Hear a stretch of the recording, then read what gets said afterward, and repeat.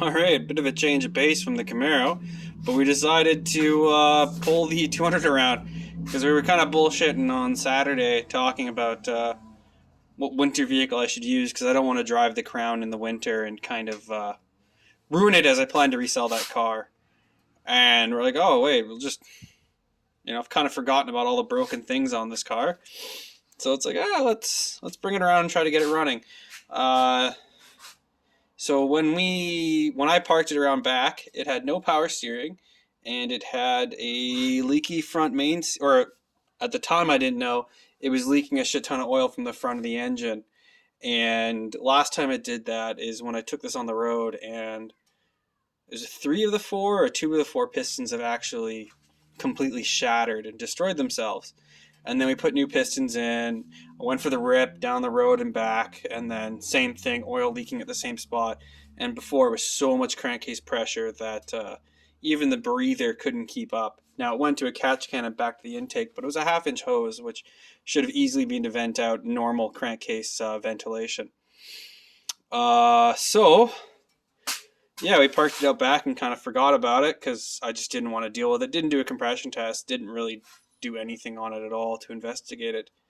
But yesterday we decided to bring it around and start messing around with it.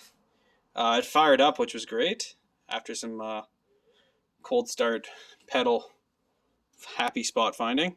I had an SR20 power steering pump. It has different brackets, different pulley, different pressure line, same banjo, but the whatever valve is built into the long banjo bolt on this one, and it's I guess sandwiched in between on the other one.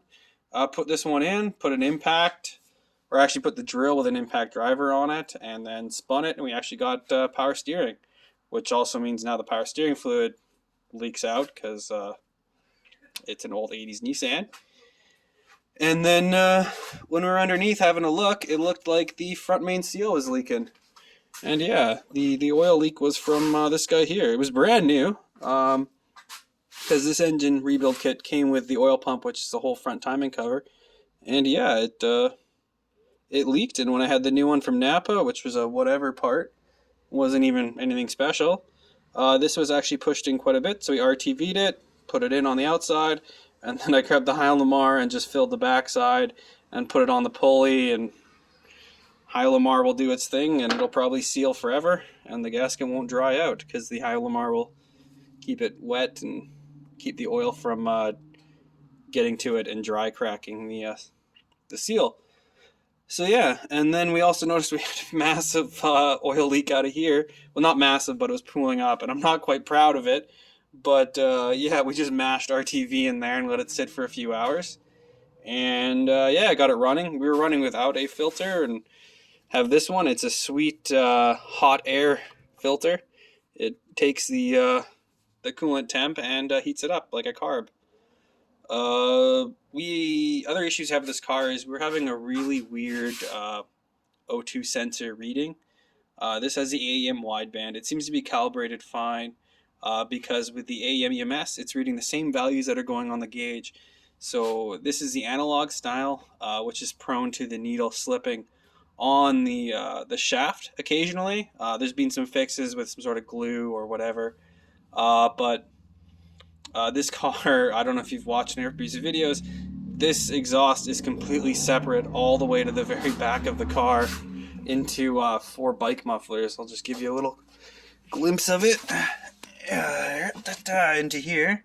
Yeah, so it's only getting 1 pulse per rotation, which usually would have 4, 6, 8, or 2, depending how big your motor is. And I think it's not giving me an accurate signal because at the 14.5, it is either running way too rich, just going by smell, which again isn't a great way, but she basically starts to really bog down at sometimes 13, 14, and you lean the fuel out and then it starts running again. And this car has factory cams. It's not like it's a crazy built one with a bunch of overlap. So we got to tune this kind of by feel, which is great because it's NA and it's a shitty KA. So we hope we don't pop it, but it might happen. And yeah, I kind of rambling, but that was our kind of job for the week. We also made some coilover mounts, or tacked them together. The lower ones for the Camaro.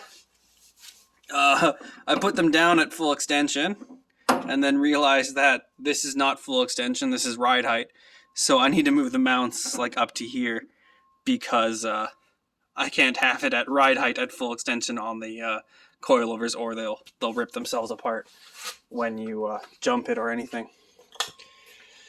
But yeah, we will carry on recklessly tomorrow. I got the next week off of work, and we are going to hopefully get this thing running, get the coilovers. I got a full rebuild kit for the 8.8.